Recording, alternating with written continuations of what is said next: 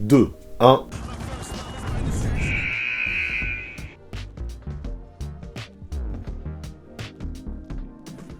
Salut tout le monde, comment ça va? Moi je suis plutôt content parce qu'aujourd'hui c'est le grand retour d'une série que vous me réclamiez sans cesse, les Airball Projects. Et oui, ce format, vous le connaissez, celui où j'essaye de prendre un prospect, j'essaye de l'étudier à fond et j'essaye de prévoir un maximum de choses à son sujet. D'abord je fais son portrait, puis je parle de ses forces et de ses points à travailler avec des images à l'appui, avant de conclure en essayant de trouver des comparaisons, d'imaginer quel team représenterait le meilleur fit pour le prospect, puis de prévoir son avenir. Il suffit de regarder mes vidéos du passé pour s'en rendre compte, autant parfois j'ai fait de bons bêtes, autant des fois j'ai envoyé d'énormes airballs. Mais peu importe, c'est le jeu de cette playlist Airball Project et quoi qu'il arrive, vous ne pourrez pas me reprocher de ne pas me mouiller. Et sinon, on ne va pas se mentir, pour commencer cette saison 2023 des Airball Project, qui de mieux que le prospect français Victor Wembanyama. L'intérieur est attendu au sommet de la prochaine draft, et croyez-moi, je ne vais pas du tout me gêner à l'idée de parler de lui. Alors on ne perd pas plus de temps, et c'est parti! Quel joueur va devenir Victor Wembanyama, l'OVNI Made in France, en NBA?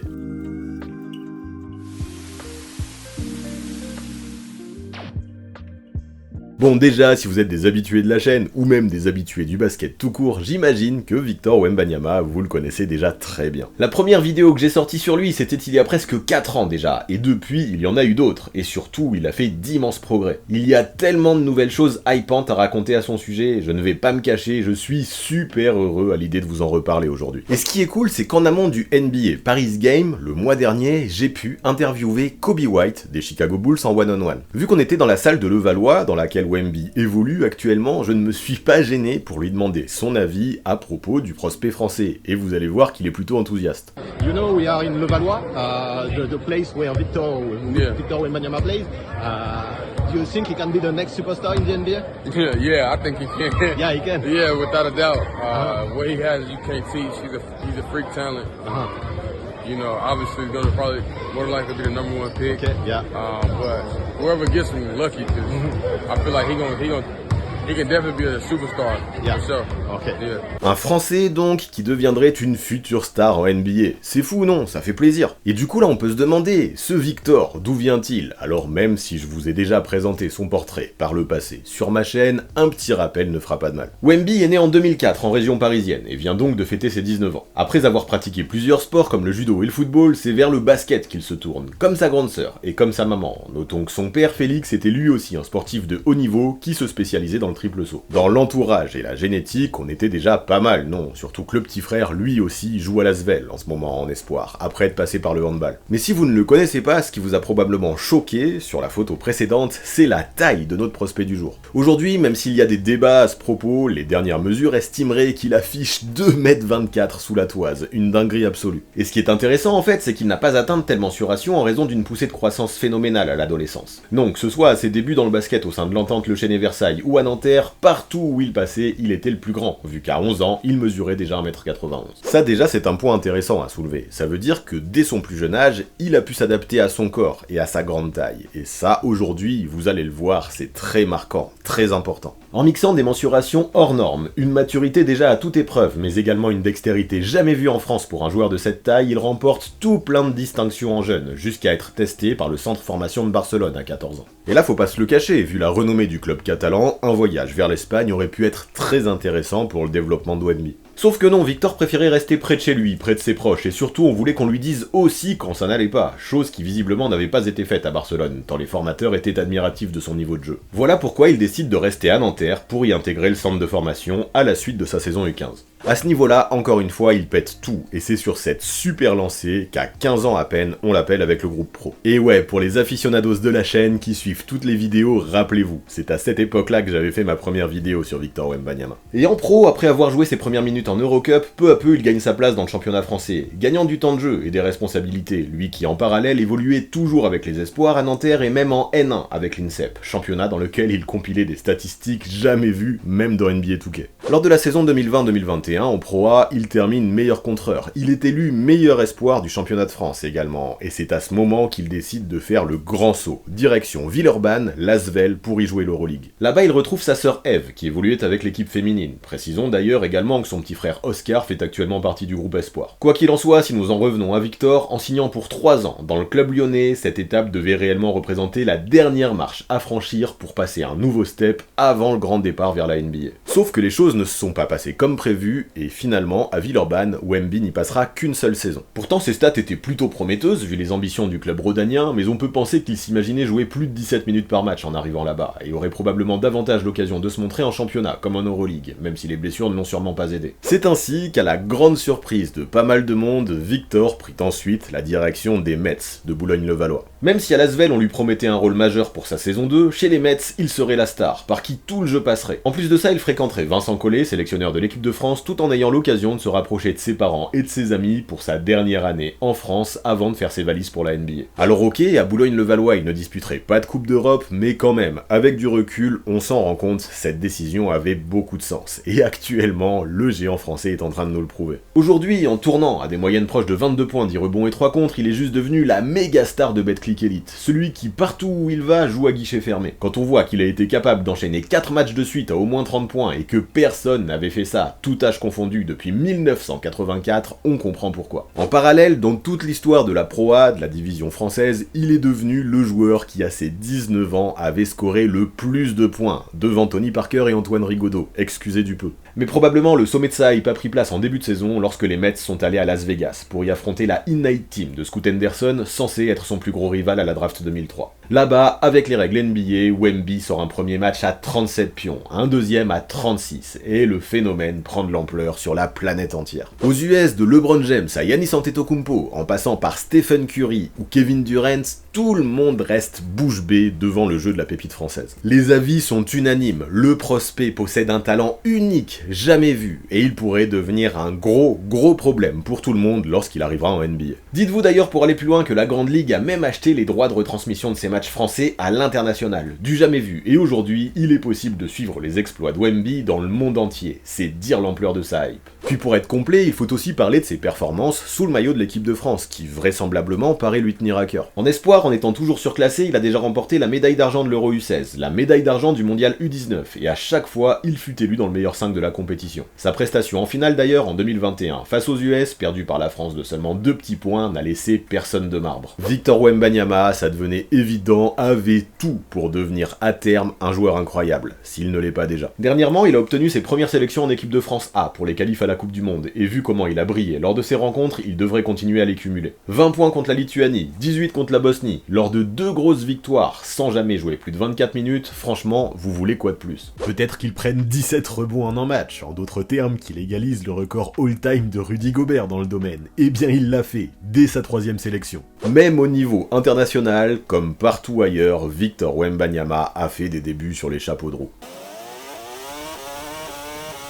Aujourd'hui, il est tout simplement le meilleur scoreur, le meilleur rebondeur et le meilleur contreur de Betclic Elite. Rien que ça. Son équipe des Mets, elle, s'affiche à la 2e place du championnat français, sous sa houlette. Qui, aujourd'hui, peut se permettre de vraiment critiquer son départ de l'Asvel? Personne. Victor Wembanyama est juste en train de faire rêver tout le petit monde de la balle orange et s'affiche comme l'un des plus gros prospects, en tout cas l'un de ceux qui a le plus de hype de toute l'histoire du basketball. Et cette hype, vous le voyez, elle se matérialise complètement dans les mock drafts. C'est rare une unanimité pareille. Personne, mais absolument personne ne le voit partir avec un autre choix que le first pick. Bon, Envergure, le très bon média français spécialiste des prospects, n'a pas encore publié sa mock, mais on ne doute pas qu'ils rejoindront vite le consensus. Victor est juste le prospect que toute la NBA attend, celui qui pousse des équipes à tanker, celui qui assurément pourrait ramener une équipe sur le devant de la scène, et qui, beaucoup l'espèrent, pourrait, où qu'il aille, créer une dynastie. C'est un truc de barjo. Mais du coup, qu'est-ce qui fait qu'on a tous tant d'enthousiasme concernant un joueur comme Victor Wembanyama? Eh bien, comme prévu justement, on va essayer d'étudier ça, de pousser ça un petit peu plus loin, en étudiant son jeu, via des images pour illustrer. Et le premier truc qui est choquant avec Wemby, c'est bien évidemment sa défense. Avec son envergure d'Albatros, estimée à 2,45 m, il est un protecteur de cercle de génie. Et contrer, c'est son truc, il peut le faire dans toutes les situations, dans toutes les positions. Un mec croit partir facile en transition, Wemby lui éteint la lumière sans même forcer. Rares sont les défenseurs qui ne se font pas avoir voir par lui sur le repli. Il revient beaucoup trop vite. Quand on voit que Victor, lui, arrive souvent à trouver l'avantage dans ces situations compliquées, c'est hyper fort. Mais si vous pensez qu'il est juste un expert du repli et des chase down, vous vous trompez complètement. Dans la peinture au poste, il est quasiment impossible de lui scorer sur la truffe, tellement il monte haut.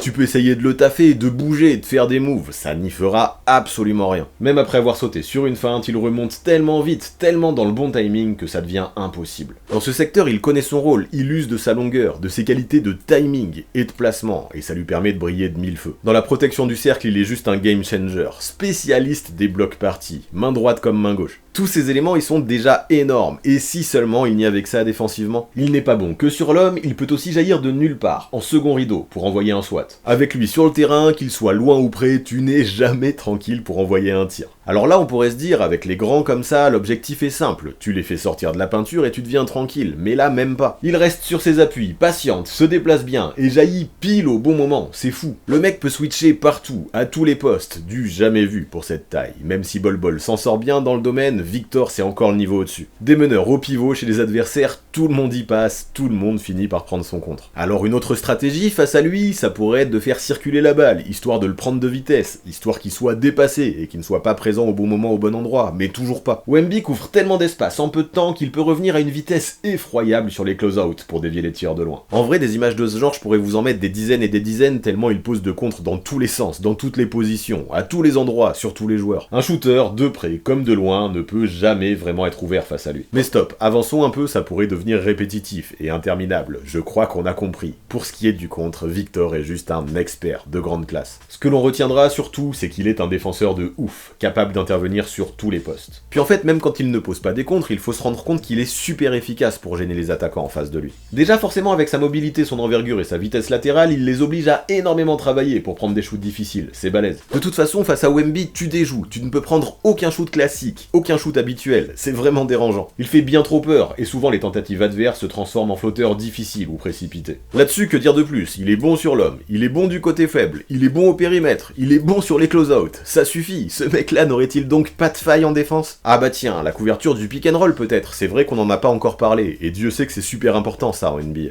Eh bien désolé de vous décevoir, mais non, là-dessus aussi c'est un crack, toujours bien placé, toujours attentif, toujours efficace, toujours prêt à drop ou à switcher. Son impact de ce côté-là du terrain est juste létal, il peut assurément être un game changer, le devenir, mais moi je pense qu'il l'est déjà. Et quand ça ne se finit pas sur un contre, ça peut sans problème se terminer par une interception. Trop long, trop mobile, trop skillé, trop intelligent, trop attentif. Face à Wemby, tu ne peux définitivement pas attaquer normalement. A l'inverse de certains intérieurs qui attendent l'attaquant dans la peinture, lui, il va le chercher, et ça fait de Victor un défenseur à part. Alors après, on l'entend souvent, il manque de puissance, et il aura du mal à résister face à de gros babards, comme Joel Embiid ou Nikola Jokic. Tout ça c'est vrai, et c'est pour ça que je mets la puissance dans la liste des points à travailler. Même si je ne suis pas aussi radical que certains, j'admets qu'on peut avoir des doutes sur le sujet. 107 kg pour 2m24, c'est vrai que ça fait léger, et qu'il pourrait se faire écraser face à certains big men en NBA. N'empêche que je trouve ça fort, il arrive à compenser autrement, en encaissant le contact, en étant patient. Même quand il se fait bully, ses grands bras restent un problème de taille. Ainsi, même si tu arrives à accéder près du cercle, tu prends quand même le risque de te faire SWAT.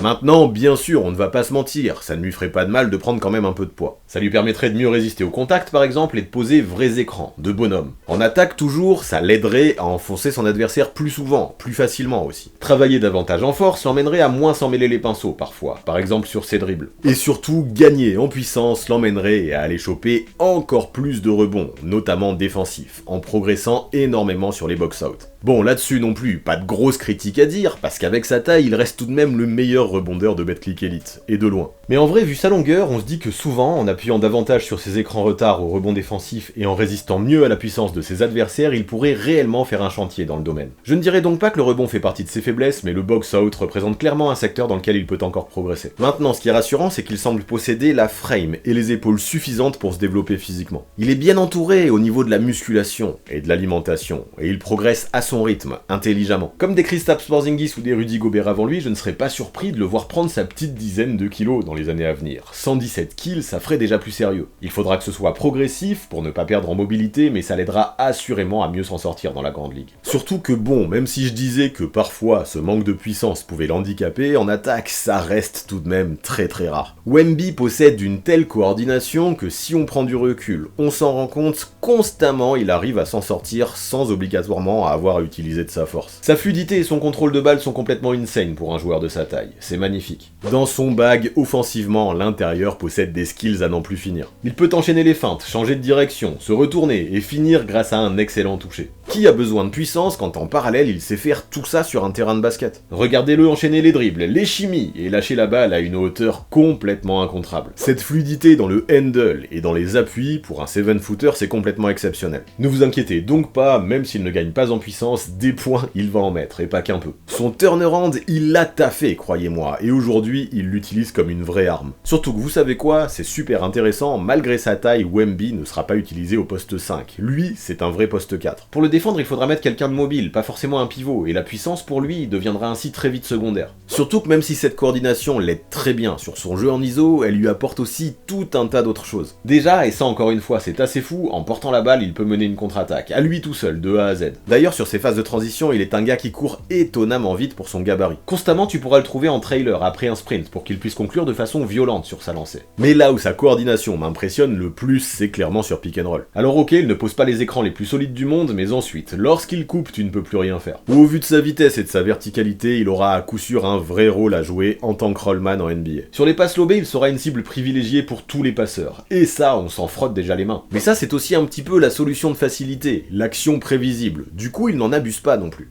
Avec son super sens des timings, tu peux également le trouver dans la course, au sol, pour une finition toujours aussi dévastatrice. Cette fluidité, ce côté smooth feront de lui un match-up complètement cauchemar pour toutes les défenses de la NBA. Face à lui, c'est flagrant, les adversaires ne sont soit pas assez grands, soit pas assez mobiles. Un casse-tête impossible à résoudre. Et moi, là-dedans, ce qui m'épate encore plus, c'est la capacité de création également que lui apportent ses skills. Regardez à quel point son handle et ses changements de direction le rendent indéfendable. Il peut dribbler, trouver la faille, même face à deux joueurs, puis finir tout en toucher, c'est dingue. Bien sûr, Victor saura profiter des passes de ses coéquipiers, mais même en tant que porteur, il n'aura aucun souci pour créer pour lui-même. Il peut fléchir les jambes, crosser, attendre le bon moment pour partir, même sur sa gauche, puis planter un shoot ultra difficile sur ses vis-à-vis. Ce genre d'action me laisse définitivement sur le cul. Vous avez déjà vu, vous, un ball handler de plus de 2m20 avec autant de qualité? On a beau parler de licorne en NBA dans le passé, comme dans le présent, mais là, on est vraiment au level supérieur. Le gars a même su créer son propre signature move, là, avec cette espèce de runner à 3 points, venu de nulle part, qu'il rentre sans forcer. Ce genre de tir, j'ai déjà entendu des observateurs dire que c'était n'importe quoi, qu'il ne fallait pas qu'il le refasse, que c'était juste un coup de chance. Sauf que si ça devient une habitude de balancer ce genre de move, il va falloir s'en méfier à terme, ça va devenir compliqué. Est-ce que là, vous êtes en train de comprendre à quel point, en fait, la puissance, on s'en fout un peu avec Victor. Son mix de taille et de skills lui permet de trouver tout un tas d'autres moyens de marquer des points, que ce soit off-ball ou en ISO. En vrai, si votre attaque galère à mettre des paniers, filez la balle à Wemby, il se débrouillera, il fera le reste. Maintenant, on ne va pas le cacher, parfois il force un peu, et on va l'étudier. Mais avant ça, j'ai une question à vous poser, et vous la connaissez. Êtes-vous bien abonné à cette chaîne? Si vous aimez mon contenu et que ce n'est pas encore fait, n'hésitez plus à cliquer sur ce bouton rouge, ce sera le meilleur moyen d'être persuadé de ne jamais manquer aucun Airball Project. Puis si vous suivez déjà, prenez le temps, c'est aussi l'occasion de lâcher un pouce vers le bleu. Ça vous paraît futile, mais en vrai, ça m'aide énormément, vous ne vous rendez pas compte. Alors let's go, on y va, j'affiche le countdown, je vous laisse 5 secondes pour ça, merci d'avance.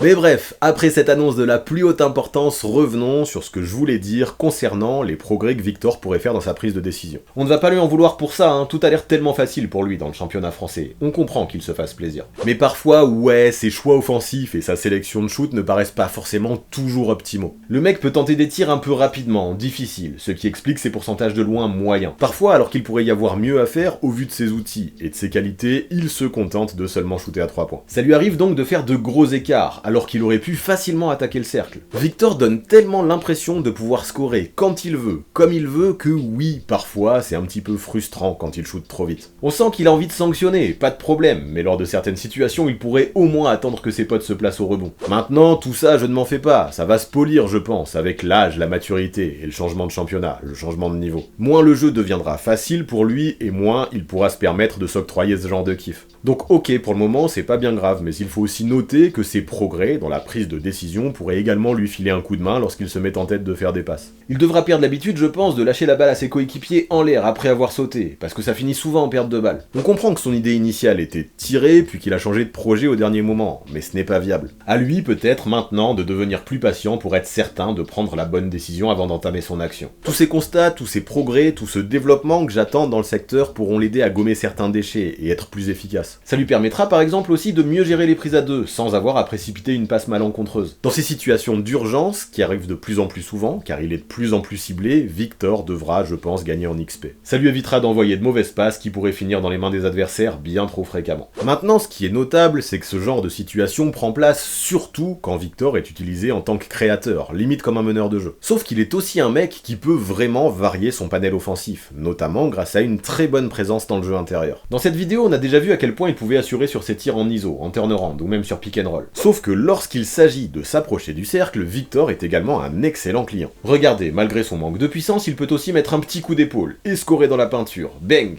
Accéder au panier, en vrai, quelles que soient ses mensurations et son épaisseur, ça ne représente pas du tout un problème pour lui. Wemby peut enrouler son défenseur, puis utiliser son gros footwork pour poser un dunk ravageur. Ce petit reverse là, bien léché, bien utilisé, c'est déjà juste l'un de ses signature moves. Victor est tellement long que quand il se retourne, tu ne peux plus rien faire face à ses appuis et son toucher. Pourtant, croyez-moi, les défenses là, en France, match après match, essayent de trouver des solutions. Mais même quand tu essaieras de le coller et de l'écarter au maximum du cercle, il saura très bien te prendre en 1v1 grâce à sa vitesse. Souvent les mecs pensent qu'il va aller chercher un pull-up ou un mid-range, et là ils se font avoir. En enchaînant les moves et les feintes, Wemby trouve toujours l'appui qu'il faut pour surprendre son vis-à-vis. Mais vous imaginez bien qu'il n'a pas non plus forcément toujours la balle en main. Quand tu veux avoir un jeu d'intérieur, même si on l'a déjà vu, Victor est très bon sur pick and roll, tu dois également te débrouiller pour avoir un bon jeu off-ball. Pour ça, pas de problème, toujours bien positionné au dunker spot, le français saura constamment offrir des solutions aux porteurs. Dans le catch and finish, dans la peinture, il est juste un crack et n'a aucun mal à évoluer de la sorte. Il lit bien les attaques, se positionne parfaitement et n'a plus qu'à aller au cercle sans forcer, easy. C'est ça qui est génial, il peut créer comme un ailier, mais aussi, grâce à sa taille, sa longueur, son QI basket et ses appuis, jouer comme un intérieur.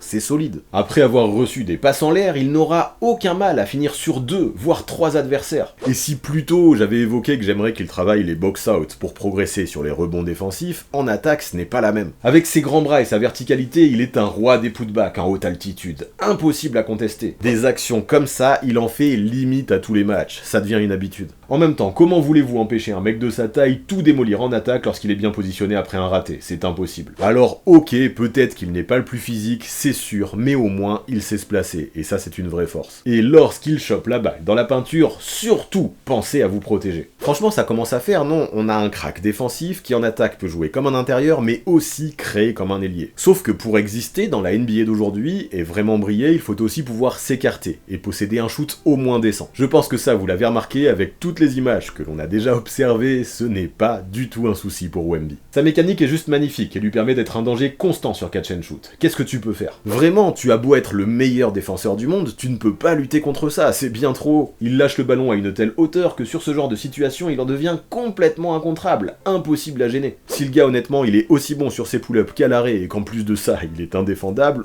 on va le dire, ça devient compliqué. Ajoutons à ça le fait qu'il joue aussi le pick and pop à merveille et vous commencez à vous en rendre compte. La panoplie de Wemby est infinie. Allez, ce qui lui manque peut-être, pour être totalement honnête, c'est la régularité. Parfois, il nous envoie des 1 sur 7 de loin, ou des 0 sur 5, avec possiblement de gros écarts. Ça, en vrai, c'est plutôt surprenant quand même, venant d'un joueur qui semble être un adroit naturel, limite de naissance, mais surtout qui a beaucoup travaillé. Mais si j'y réfléchis, en vrai, je le mettrais surtout sur le manque de focus, venant du fait que tout semble trop facile actuellement pour lui. Encore une fois, ce manque de régularité pourrait se régler en passant et en jouant à un niveau supérieur et en gagnant de la maturité. Puis en polissant sa sélection également, il devrait vite augmenter ses pourcentages, j'en suis assez certain. N'empêche qu'en attendant, sur son shoot externe, malgré ses grandes qualités là-dedans, difficile de dire qu'il est un joueur régulier actuellement. Autre domaine aussi qui revient souvent chez les observateurs et qui inquiète concernant Victor Wembanyama, c'est sa fâcheuse tendance à se blesser. Les grands joueurs comme comme lui n'ont jamais une longévité de fou en NBA et peuvent vite passer du temps à l'infirmerie. Puis plusieurs fois déjà dans sa carrière, même si ça semble aller mieux dernièrement, il a quand même connu pas mal de petits pépins. Des joueurs comme Chet Holmgren par exemple, qui est en train de manquer toute sa saison rookie, comme Kristaps Porzingis, qui a vu sa carrière prendre un mauvais tournant à cause d'une rupture des croisés, ou comme Yao Ming, constamment gêné par des problèmes de pied, confirme ce genre de constat. Souvent, les grands se pètent, oui, et ça arrive que ça en soit dévastateur. La plupart du temps, ça mène à des restrictions de minutes, ou à des carrières raccourcies, et il faut en être conscient, même si on ne lui souhaite pas, Victor pourrait tout à fait lui aussi malheureusement connaître ce genre de destin. Maintenant, loin de moi l'idée ou l'envie de lui porter la poisse, mais des géants qui arrivent toute leur carrière à éviter l'infirmerie pour des raisons graves, j'en connais pas, ou alors très peu. Maintenant, c'est rassurant quand même, parce que physiquement, et au niveau de sa prépa, il semble tout mettre en place pour rester au top de sa forme physique et éviter les blessures. Pour le reste, pour qu'il évite au maximum ce genre de gros pépins dans sa carrière, il n'y aura pas grand chose à faire, à part croiser les doigts. Fingers crossed.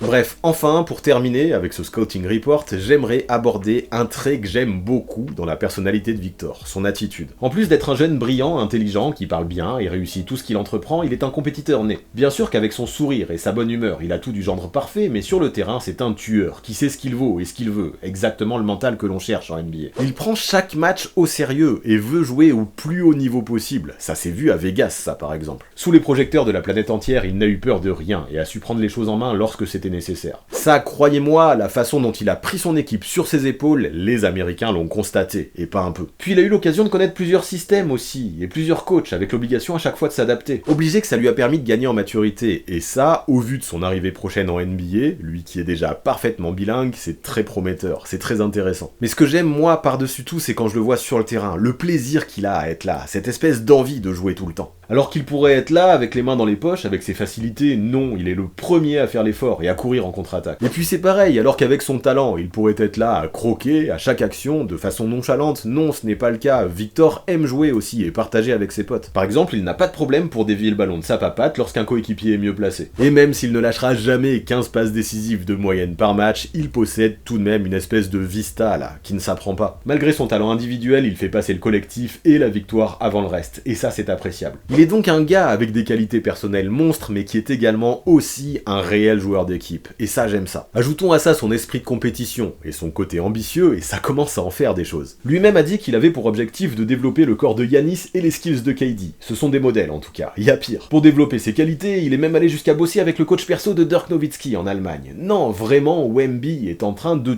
tout mettre en place pour devenir un grand. Franchement, là, avec du recul, je m'en rends compte en parlant. J'ai l'impression que Wemby a juste tout ce qu'il faut dans son bag. Entre la défense qui est déjà élite, mais aussi le jeu offensif où son éventail est déjà très large, il ne possède à côté de ça pas de véritable faiblesse, qu'elle soit technique ou mentale. En tout cas, rien qui ne pourra pas se régler avec le temps, l'âge, l'expérience et la maturité. On comprend pourquoi la NBA l'aime tant. Maintenant, je le sais, dans ce genre de vidéo, même si moi j'aime pas trop ça, vous adorez que je fasse des comparaisons avec des joueurs NBA actuels, ou du passé. Mais on ne va pas se mentir, avec Victor ça va être compliqué tellement il est unique. Mais faut bien que je me mouille, et perso, je vois du Rick Smith moderne, du Kristaps Porzingis plus qu'il est, du Rudy Gobert plus mobile en défense, du Manu Ball au niveau de la longueur, et du Karl Anthony Towns au niveau du shoot, car Kevin Durant, ça me paraît quand même ambitieux. Mettez tout ça dans un shaker en gardant que le meilleur, et ça peut potentiellement créer Victor dans le jeu, en mode Frankenstein. Franchement, je ne peux pas vous en dire plus, il est incomparable. Regardez le jouer pour vous faire votre propre idée. Maintenant, une question qui revient souvent, et que je trouve plus intéressante, concerne le fit.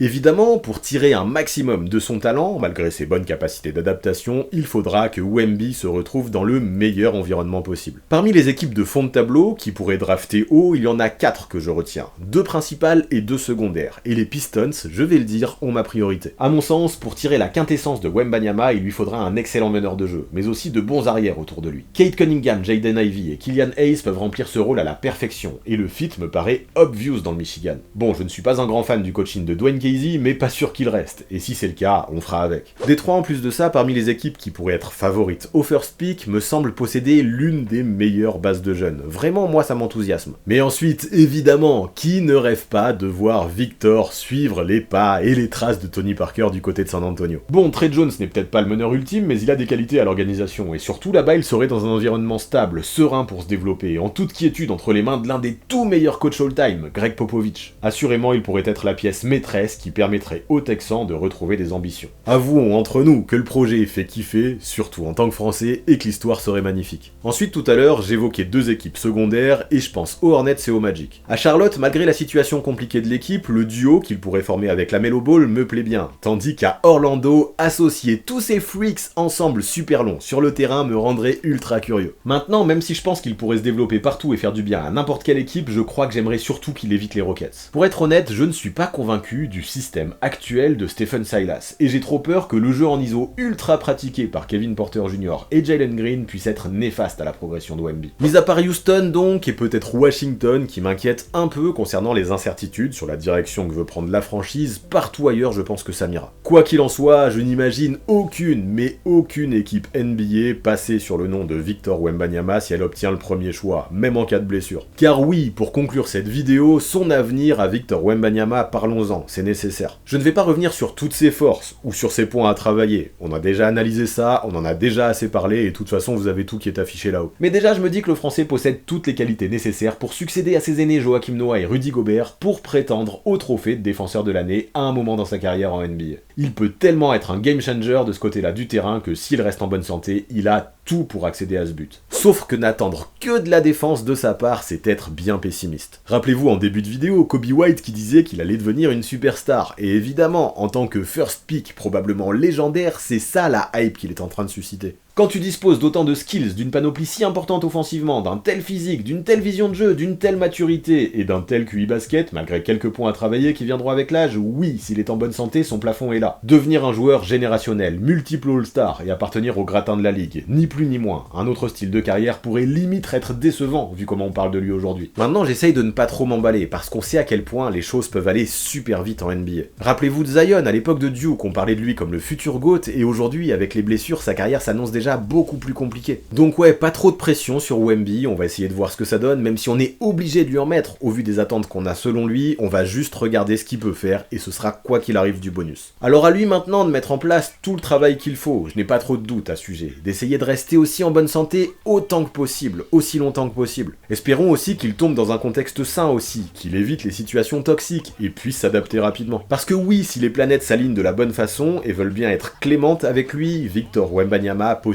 de toutes les qualités nécessaires pour devenir à terme une légende de la NBA, et bien évidemment, c'est tout ce qu'on lui souhaite. Voilà pour ce qui est de Victor Wembanyama, voilà pour ce qui est de ce premier Airball Project de la QV 2023. Ça vous a plu? Vous en pensez quoi, vous? Future légende ou future bust? Je sais que certains n'y croient absolument pas, donnez-moi votre avis en commentaire. Je sais très bien que je suis peut-être en train de faire un gros Airball, mais ce serait dommage. Sur ce coup-là, je n'ai absolument pas envie de me planter. D'ailleurs, je pense que des prospects comme Victor, on va en faire une dizaine d'ici la draft. Donc si vous avez des noms qui vous intéressent, n'hésitez pas à me les donner en commentaire, on les étudiera. Et pour finir, vous connaissez les bails, on s'abonne à la chaîne, on active la cloche pour recevoir les notifications, on lâche un maximum de pouces vers le haut et on rédige ses meilleurs commentaires. Big up en tout cas à tous ceux qui sont restés jusque là dans la vidéo, c'est super important pour la mise en avant et le référencement sur YouTube, et merci à tous ceux qui continuent à soutenir sur Twitch et sur Tipeee. Honnêtement, vous êtes le sang, ça apporte une force de ouf, alors si vous aussi vous voulez rejoindre cette team en or, toutes les infos seront dans la description. A très vite.